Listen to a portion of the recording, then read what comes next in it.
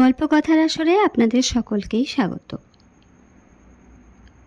আজ আপনাদের জন্য বিভূতিভূষণ বন্দ্যোপাধ্যায়ের সর্বকালের সর্বশ্রেষ্ঠ উপন্যাস পথের পাঁচালীর একটি অংশ পড়ে শোনাচ্ছি। কয়েক মাস হইয়া গিয়াছে। সর্বজয়া এক বাটি দুধ ভাত মাখিয়া পুত্রকে খাওয়াইতে বসিল। দেখি, হাঁ কর। তোমার কপালখানা, মন্ডা না, মিঠাই না, দুটো ভাত আর ভাত। তা ছেলের দশা দেখলে হয়ে যায়। রোজ ভাত খেতে বসে মুখ কাচুমাচু। বাঁচবে কি খেয়ে? বাঁচতে কি এসেছ? আমি জ্বালাতে এসেছ বই তো নয়। ওরকম মুখ ঘুরিও না।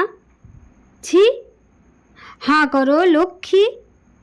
দেখি, এই দলাটা হয়ে গেলেই হয়ে গেল। আবার ও বেলা টুনুদে বাড়ির মনসার ভাসান হবে। তুই জানিস না বুঝি? শিগগির খেয়ে নিয়ে চল, আমরা সব। দুর্গা বাড়ি ঢুকিল। কোথা হইতে ঘুরিয়া আসিতেছে। এক পা ধুলা, কপালের সামনে একগোছা চুল সোজা হইয়া প্রায় 4 আঙ্গুল উঁচু হইয়া আছে। সে সব সময় আপন মনে ঘুরিতেছে। পাড়ার সমবয়সী ছেলে মেয়েদের সঙ্গে তাহার বড় একটা খেলাধুলা নাই। কোথায় কোন ঝোপে বইচি পাকিল, কাদের বাগানে কোন গাছটায় আমের গুটি বাঁধিয়াছে, কোন বাঁশতলায় শেয়াকুল খাইতে মিষ্ট, এসব তাহার নখদর্পণে। পথে চলিতে চলিতে সে সর্বদা পথের দুই পাশে সতর্ক দৃষ্টিতে চাহিয়া দেখিতে থাকে। কোথাও কাঠ পোকা বসিয়া আছে কিনা। যদি কোথাও কন্টিকারি গাছের পাকা ফল দেখিতে পাইল, তৎক্ষণাৎ খেলা ঘরের বেগুন করিবার জন্য তাহা তুলিতে বসিয়া যাইবে। হয়তো পথে কোথাও বসিয়া সে নানা রকমের খাপড়া লইয়া ছুড়িয়া পরীক্ষা করিয়া দেখিতেছে গঙ্গা যমুনা খেলায় কোনখানায় ভালো তাক হয়। পরীক্ষায় যেখানা ভালো বলিয়া প্রমাণিত হবে, সেখানা সে সযত্নে আঁচলে বাঁধিয়া লইবে। সর্বদাই সে পুতুলের বাক্স ও খেলা ঘরের সরঞ্জাম লইয়া মহাব্যস্ত। সে ঢুকিয়া অপরাধী দৃষ্টিতে মায়ের দিকে চাহিল। সর্বজয়া বলিল, এলে? এসো, ভাত তৈরি, খেয়ে আমায় উদ্ধার করো। তারপর আবার কোন দিকে বেরোতে হবে বেরো। বৈশাখ মাসের দিনে সকলের মেয়ে দেখোগে যাও। সে জ্যোতি করছে, শিব পুজো করছে, আর অত বড় ধাড়ি মেয়ে 3 রাত কেবল টো টো। সেই সকাল হতে না হতে বেরিয়েছ, আর এখন এই দুপুর ঘুরে গিয়েছে, এখন এলো বাড়ি। মাথাটা ছিঁড়ে দেখো না, না একটু তেল দেওয়া, না একটু চিরুনি ছোঁয়ানো। সর্বজয়ের কথা শেষ হইবার পূর্বেই এক ব্যাপার ঘটিল। আগে আগে ভুবন মুখুজ্জের বাড়ির সেজ ঠাকুরুন পিছনে পিছনে তাহার মেয়ে টুনু ও দেওরের ছেলে সতু, তাহাদের পিছনে আরও 4-5টি ছেলে মেয়ে সম্মুখে দরজা দিয়া বাড়ি ঢুকিল। সেজ ঠাকুরুন কোনো দিকে না চাহিয়া বাড়ির কাহারও সহিত কোনো আলাপ না করিয়া সোজা হন হন করিয়া ভিতরের দিকে রোয়াকে উঠিলেন। নিজের ছেলের দিকে ফিরিয়া বলিলেন, কই, নিয়ে আয়, বের কর পুতুলের বাক্স দেখি। এ বাড়ির কেহ কোনো কথা বলিবার পূর্বেই টুনু ও সতু দুজনে মিলিয়া দুর্গার টিনের পুতুলের বাক্সটা ঘর হইতে বাহির করিয়া আনিয়া রোয়াকে নামাইল, এবং টুনু বাক্স খুলিয়া খানিকটা খুঁজিবার পর এক ছড়া পুতির মালা বাহির করিয়া বলিল, এই দেখো মা, আমার সেই মালাটা। সেদিন যে সেই খেলতে গিয়েছিল সেদিন চুরি করে এনেছে। সতু বাক্সের এক কোণ সন্ধান করিয়া গোটাকতক আমের গুটি বাহির করিল। এই দেখো জেঠিমা, আমাদের সোনামুখী গাছের আম পেড়ে এনেছে। ব্যাপারটা এত হঠাৎ হইয়া গেল, বা ইহাদের গতিবিধি এবাড়ির সকলের কাছে এত রহস্যময় মনে হইল যে এতক্ষণ কাহারও মুখ দিয়া কোনো কথা বাহির হয় নাই। এতক্ষণ পরে সর্বজয়া কথা খুঁজিয়া বলিল, কি কি খুড়িমা, কি হয়েছে? পরে সে রান্নাঘরের দাওয়া হইতে ব্যগ্রভাবে উঠিয়া আসিল। এই দেখো না কি হয়েছে, কীর্তিখানা দেখো একবার। তোমার মেয়ে সেদিন খেলতে গিয়ে টুনুর পুতুলের বাক্স থেকে এই পুতির মালাখানা চুরি করে নিয়ে এসেছে। মেয়ে কদিন থেকে খুঁজে খুঁজে হয়রান। তারপর সতু গিয়ে বললে যে তোর পুতির মালা দুর্গা দিদির বাক্সে দেখে এলাম। দেখো একবার কাণ্ড। তোমারও মেয়ে কম চোর নাকি? চোর, চোরের বেহদ্দ চোর। আর ওই দেখো না, বাগানের আমগুলো গুটি পড়তে দেরি সয় না, চুরি করে নিয়ে এসে বাক্সে লুকিয়ে রেখেছে। যুগোৎপদ দুই চুরির অতর্কিতায় আড়ষ্ট হইয়া দুর্গা পাঁচিলের গায়ে ঠেস দিয়া দাঁড়াইয়া ঘামিতেছিল। সর্বজয়া জিজ্ঞাসা করিল, এনেছিস এই মালা ওদের বাড়ি থেকে? দুর্গা কথার উত্তর দিতে না দিয়া সেজ বউ বলিলেন, না আনলে কি আর মিথ্যে কথা বলছি নাকি? বলি এই আম কটা দেখো না, সোনামুখীর আম। চেনো না নাকি? এও কি মিথ্যে কথা? সর্বজয়া অপ্রতিভ হইয়া বলিল, না না সেজ খুড়ি, আপনার কথা মিথ্যে তো বলিনি, আমি ওকে জিজ্ঞেস করছি। সেজ ঠাকরুন হাত নাড়িয়া ঝাঁঝের সহিত বলিলেন, জিজ্ঞেস করো আর যা করো বাপু, ও মেয়ে সোজা মেয়ে হবে না, আমি বলে দিচ্ছি। এই বয়সে যখন চুরি বিদ্যে ধরেছে, তখন এরপর যা হবে সে টেরই পাবে। চল রে সতু, নে আমের গুটিগুলো বেঁধে নে। বাগানের আমগুলো লক্ষ্মী ছাড়া ছুরির জ্বালায় যদি চেখে দেখবার জো আছে। অপমানে দুঃখে সর্বজয়ার চোখে জল আসিল। সে ফিরিয়া দুর্গার রুক্ষ চুলের গোছা টানিয়া ধরিয়া ডাল ভাত মাখা হাতেই দূর দাঁড় করিয়া তাহার পিঠে কিলের উপর কিল ও চরের উপর চর মারিতে মারিতে বলিল, আপদ বালাই একটা কোত্থেকে এসে জুটেছে, মূলে ও আপদ চুকে যায়, মরেও না যে বাঁচি, হাড় জুড়োয়। বেরো বাড়ি থেকে, দূর হয়ে যা, যা এক্ষুনি বেরো। দুর্গা মার খাইতে খাইতে ভয়ে খিড়কি দৌড় দিয়া ছুটিয়া বাহির হইয়া গেল। তাহার ছেঁড়া রুক্ষ চুলের গোছা দু এক গাছা সর্বজয়ার হাতে থাকিয়া গেল। অপু খাইতে খাইতে অবাক হইয়া সমস্ত ব্যাপার দেখিতেছিল। দিদি পুতির মালা চুরি করিয়া আনিছিল কিনা তাহা সে জানে না। পুতির মালাটা সে ইহার আগে কোনো দিনও দেখে নাই, কিন্তু আমের গুটি যে সে চুরি জিনিস নয় তাহা সে নিজে জানে। কাল বৈকালে দিদি তাহাকে সঙ্গে করিয়া টুনুদের বাগানে আম কুড়াইতে গিয়াছিল এবং সোনামুখীর তলায় আম কটা পড়িয়াছিল।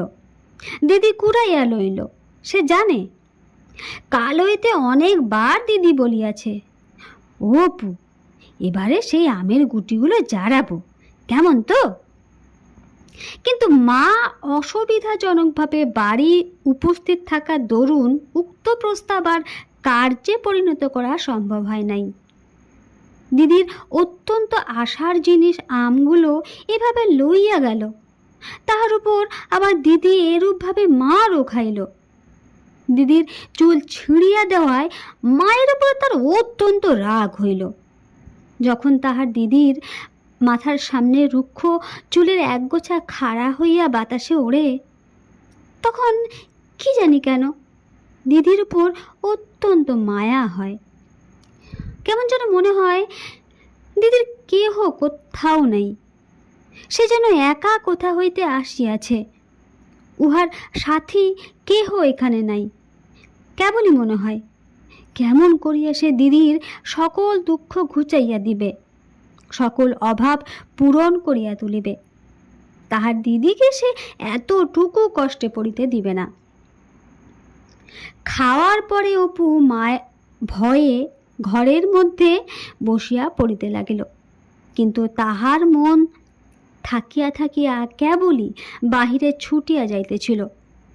বেলা একটু পড়িলে সে টুনুদের বাড়ি, পটলিদের বাড়ি, নেড়াদের বাড়ি, একে একে সকল বাড়ি খুঁজিল। দিদি কোথাও নাই। রাজকৃষ্ণপালিতের স্ত্রী ঘাট হইতে জল লইয়া আসিতেছিলেন, তাহাকে জিজ্ঞেস করিল, জেঠিমা, আমার দিদিকে দেখেছ?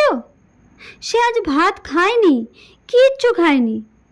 মা তাকে আজ বড্ড মেরেছে, মার খেয়ে কোথায় পালিয়েছে, দেখেছ জেঠিমা? বাড়ির পাশের পথ দিয়া যাইতে যাইতে ভাবিল, বাঁশবাগানে সে যদি বসিয়া থাকে। সেদিকে গিয়া সমস্ত খুঁজিয়া দেখিল।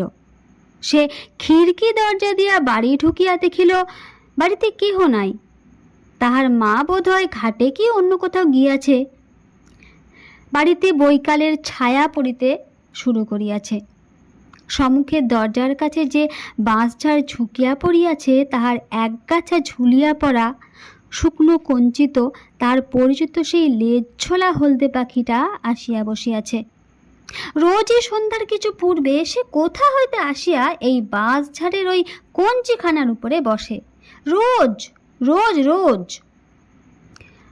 আরও কত কি পাখি চারিদিকে বনে কিচকিচ করিতেছে। নীলমণি রায়ের পোড়ো ভিটা গাছপালার ঘন ছায়ায় ভরিয়া গিয়াছে। তাহার মন হঠাৎ হু হু করিয়া উঠিল। কতক্ষণ হইল সেই গিয়াছে, বাড়ি আসে নাই, খায় নাই। কোথায় গেল দিদি? ভুবন মুখুজ্জের বাড়ির ছেলেমেয়েরা মিলিয়া উঠানে লুকাচুরি খেলিতেছে। রানু তাহাকে দেখিয়া ছুটিয়া আসিল। ভাই, অপু এসেছে, ও আমাদের দিকে হবে, আয় রে অপু।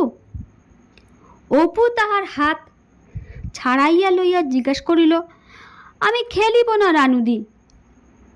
দিদিকে দেখেছ? রানু জিজ্ঞাসা করিল। দুগ্গা? না, তাকে তো দেখিনি। বকুলতলায় নেই তো? বকুলতলার কথা তাহার মনেই হয় নাই। সেখানে দুর্গা প্রায়ই থাকে বটে। ভুবন মুখুজ্জের বাড়ি হইতে সে বকুলতলায় গেল। সন্ধ্যা হইয়া আসিয়াছে। বকুল গাছটা অনেক দূর পর্যন্ত জুড়িয়া ডালপালা ছড়াইয়া ছুপসি হইয়া দাঁড়াইয়া আছে। তলাটা অন্ধকার, কেহ কোথাও নাই। যদি কোনো দিকে গাছপালার আড়ালে থাকে। সে ডাক দিল, দিদি, ও দিদি, দিদি। অন্ধকার গাছটায় কেবল কতগুলো বক পাখা ছটফট করিতেছে মাত্র। অপু ভয়ে ভয়ে উপরের দিকে চাহিয়া দেখিল। বকুল তলি হইতে একটু দূরে ডোবার ধারে খেজুর গাছ আছে। এখন ডাসা খেজুরের সময়। সেখানেও তাহার দিদি মাঝে মাঝে থাকে বটে, কিন্তু অন্ধকার হইয়া গিয়াছে। ডোবাটার দুই ধারে বাঁশবন। সেখানে যাইয়া দেখিতে তাহার সাহস হইল না। বকুল গাছের গুড়ির কাছে সরিয়া গিয়া সে দুই একবার চিৎকার করিয়া ডাকিল। ভাটশেওড়া বনে কি একটা জন্তু তাহার গলার সাড়া পাইয়া খসখস শব্দে পালাইল। বাড়ির পথে ফিরিতে ফিরিতে হঠাৎ সে থমকাইয়া দাঁড়াইল। সামনে সেই গাব গাছটা। একা সন্ধ্যার পর এ গাব গাছের তলা দিয়ে যাওয়া সর্বনাশ। গায়ে কাঁটা দিয়ে ওঠে। কেন যে তাহার এই গাছটি নিচ দিয়া যাইতে ভয় করে, তাহা সে জানে না। কোনো কারণ নাই, এমনি ভয় করে, এবং কারণ কিছু নাই বলিয়া ভয় অত্যন্ত বেশি করে। অপু অনেকক্ষণ অন্ধকার গাব গাছটির দিকে চাহিয়া থাকিয়া ফিরিল।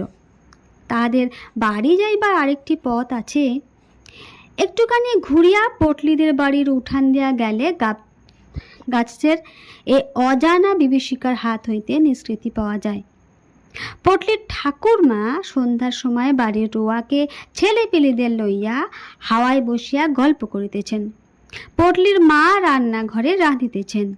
উঠানের মাচা তলায় বিধু জেলেনি দাঁড়াইয়া মাছ বিক্রয়ের পয়সা তাগাদা করিতেছে। অপু বলিল, দিদিকে খুঁজতে গিয়েছিলাম ঠাকুমা, বকুলতলা থেকে আসতে আসতে।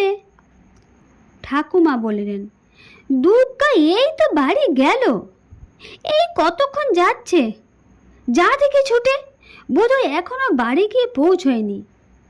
সে এক দৌড়ে বাড়ির দিকে ছুটিল।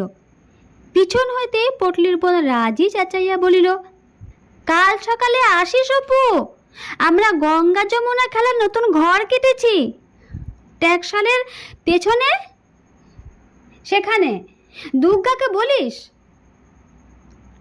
তাহাদের বাড়ির কাছে আসিয়া পৌঁছাইয়া হঠাৎ সে থমকাইয়া দাঁড়াইয়া গেল। দুর্গা আর্তস্বরে চিৎকার করিতে করিতে বাড়ির দরজা দিয়া দৌড়াইয়া বাহির হইতেছে। পিছনে পিছনে তাহার মা কি একটা হাতে মারিতে মারিতে তাড়া করিয়া ছুটিয়া আসিতেছে। দুর্গা গাব তলার পথ দিয়া ছুটিয়া পলাইল।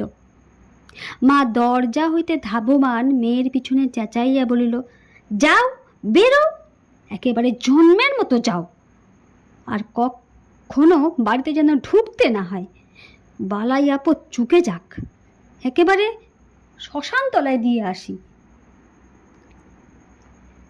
অপু সমস্ত শরীর যেন জমিয়া পাথরের মতো আড়ষ্ট ও ভারী হইয়া গেল। তাহার মা সবে মাত্র ভিতরে বাড়িতে ঢুকিয়া মাটির প্রদীপটি রোয়াকে ধার হইতে উঠাইয়া লইতেছে। সে পা টিপিয়া টিপিয়া বাড়ি ঢুকিতেছে। তাহার মা তাহার দিকে চাহিয়া বলিল, তুমি আবার এত রাত পর্যন্ত কোথায় ছিলে শুনি? মোটে তো আজ ভাত খেয়েছ? তাহার মনে নানা প্রশ্ন জাগিতেছিল। দিদি আবার মার খাইল কেন? সে এতক্ষণ কোথায় ছিল? দুপুরবেলা দিদি কি খাইল? সে কি আবার কারো জিনিস চুরি করিয়া আনিয়াছে? কিন্তু ভয়ে কোনো কথা না বলিয়া সে কলের পুতুলের মতো মায়ের কথা মতো কাজ করিয়া ঘরের মধ্যে ঢুকিল। পরে ভয়ে ভয়ে প্রদীপ উস্কাইয়া নিজের ছোট বইয়ের দপ্তরটি বাহির করিয়া পড়িতে বসিল। সে পরে মোটে তৃতীয় ভাগ, কিন্তু দপ্তরে দুখানা মোটা ভারী ইংরেজি কি বই, কবিরাজি ঔষধের তালিকা, একখানি পাতা ছেঁড়া দাশু রায়ের পাঁচালী, একখানি 1303 সালের পুরাতন পাঁজি প্রভৃতি আছে। সে নানা স্থান হইতে চাহিয়া এগুলি জোগাড় করিয়াছে, এবং এগুলি না পড়িতে পারিলেও রোজ একবার করিয়া খুলিয়া দেখে। খানিকক্ষণ দেওয়ালের দিকে চাহিয়া সে কি ভাবিল। পরে আর একবার প্রদীপ উস্কাইয়া দিয়া পাতা ছেঁড়া দাশু রায়ের পাঁচালিখানি খুলিয়া অন্যমনস্কভাবে পাতা উল্টাইতেছে। এমন সময় সর্বজয়া এক বাটি দুধ হাতে করিয়া ঢুকিয়া বলিল, এসো, খেয়ে নাও দেখি। অপু দ্বিরক্তি না করিয়া বাটি উঠাইয়া দুধ চুমুক দিয়া খাইতে লাগিল। অন্যদিন হলে এত সহজে দুধ খাইতে তাহাকে রাজি করানো খুব কঠিন হইত। একটুখানি মাত্র খাইয়া সে বাটির মুখ হইতে নামাইল। সর্বজয়া বলিল, ও কি, নাও সবটুকু খেয়ে ফেলো। ওটুকু দুধ ফেললে তবে বাঁচবে কি খেয়ে? অপু বিনা প্রতিবাদে দুধের বাটি পুনরায় মুখে উঠাইল। সর্বজয়া দেখিল সে মুখে বাটি করিয়া বসিয়া আছে, কিন্তু চুমুক দিতেছে না। তাহার বাটি শুদ্ধ হাতটি কাঁপিতেছে। পরে অনেকক্ষণ মুখে ধরিয়া রাখিয়া হঠাৎ বাটি নামাইয়া সে মায়ের দিকে চাহিয়া ভয়ে কাঁদিয়া উঠিল। সর্বজয়া আশ্চর্য হইয়া বলিল, কি হলো রে, কি হয়েছে? জিভ কামড়ে ফেলেছিস? অপু মায়ের কথা শেষ হইবার সঙ্গে সঙ্গে ভয়ের বাদ না মানিয়া ডুকরিয়া কাঁদিয়া উঠিল। দিদির জন্য বড্ড মন কেমন করছে। সর্বজয়া অল্পক্ষণ মাত্র চুপ করিয়া বসিয়া পরে সরিয়া আসিয়া ছেলের গায়ে হাত বুলাইতে বুলাইতে শান্ত সুরে বলিতে লাগিল, কেঁদো না, অমন করে কেঁদো না। ওই পটলিদের কি ন্যাড়া দেবারই বসে আছে। কোথায় যাবে অন্ধকারে? কম দুষ্টু মেয়ে নাকি? সেই দুপুরবেলা বেরোলো, সমস্ত দিনের মধ্যে চুলের টিকিটি দেখা গেল না। না খাওয়া না দেওয়া। কোথায় ও পাড়ায় পালিতদের বাগানে বসেছিল, সেখানে বসে কাঁচা আম আর জামরুল খেয়েছে। এক্ষুনি ডাকতে পাঠাচ্ছি, কেঁদো না অমন করে। পরে সে আঁচল দিয়া ছেলের চোখের জল মুছাইয়া দিয়া বাকি দুধটুকু খাইবার জন্য বাটি তাহার মুখে তুলিয়া ধরিল। হাঁ করো দিকি, লক্ষ্মী সোনা, উনি এলেই ডেকে আনবেন এখন। একেবারে পাগল, কোত্থেকে একটা পাগল এসে জন্মেছে। আরেক চুমুক, হ্যাঁ হ্যাঁ হ্যাঁ হ্যাঁ। রাত অনেক হইয়াছে। উত্তরের ঘরে তক্তপোষে অপু ও দুর্গা শুইয়াছে। অপুর পাশে তাহার মায়ের শুইবার জায়গা খালি আছে, কারণ মা এখনো রান্নার কাজ শেষ করিয়া আসেন নাই। তাহার বাবা আহার আদি সারিয়া পাশের ঘরে বসিয়া তামাক খাইতেছেন। বাবা আসিয়া দুর্গাকে পাড়া হইতে খুঁজিয়া আনিয়াছেন। বাড়ি আসিয়া পর্যন্ত দুর্গা কাহারও সঙ্গে কোনো কথা বলে নাই। খাওয়া দাওয়া সারিয়া আসিয়া চুপ করিয়া শুইয়াছে। অপু দুর্গার গায়ে হাত দিয়া জিজ্ঞেস করিল, দিদি, মা কি দিয়ে মেরেছিল রে সন্ধ্যেবেলা? তোর চুল ছিঁড়ে দিয়েছে? দুর্গার মুখে কোনো কথা নাই। সে পুনরায় জিজ্ঞেস করিল, আমার উপর রাগ করেছিস দিদি? আমি তো কিছু করিনি। দুর্গা আস্তে আস্তে বলিল, না বই কি, তবে সতু কি করে টের পেল যে পুতির মালা আমার বাক্সে আছে? অপু প্রতিবাদের উত্তেজনায় বলিয়া উঠিল, না সত্যি, আমি তোর গা ছুঁয়ে বলছি দিদি, আমি দেখাইনি, আমি জানিই নে যে তোর বাক্সে আছে। কাল সতু বিকেলবেলা এসেছিল, ওর ওই বড় রাঙা ভাতটা নিয়ে আমরা খেলছিলাম। তারপর বুঝলি দিদি, সতু তোর পুতুলের বাক্স খুলে কি দেখছিল। আমি বললাম, ভাই তুমি দিদির বাক্সে হাত দিও না, দিদি আমাকে বকে। সেই সময়ে দেখেছে। পরে সে দুর্গার গায়ে হাত বুলাইয়া বলিল, খুব লেগেছে রে দিদি? কোথায় মেরেছে মা? দুর্গা বলিল, আমার কানের পাশে মা একটা বাড়ি যা মেরেছে, রক্ত বেরিয়েছিল, এখনো কনকন করছে। এইখানে, এই দেখ হাত দিয়ে, এইখানে। তাই তো রে, কেটে গিয়েছে যে। একটু পিদিমের তেল লাগিয়ে দেব দিদি? থাকবে, কাল পালিতদের বাগানে বিকেলবেলা যাব, বুঝলি? কামরাঙা যা পেকেছে, এই এত বড় বড়। কাউকে যেন বলিস নে, তুই আর আমি চুপি চুপি যাব। আমি আজ দুপুরবেলা দুটো পেরে রেখেছি, মিষ্টি যেন গুড়। নমস্কার।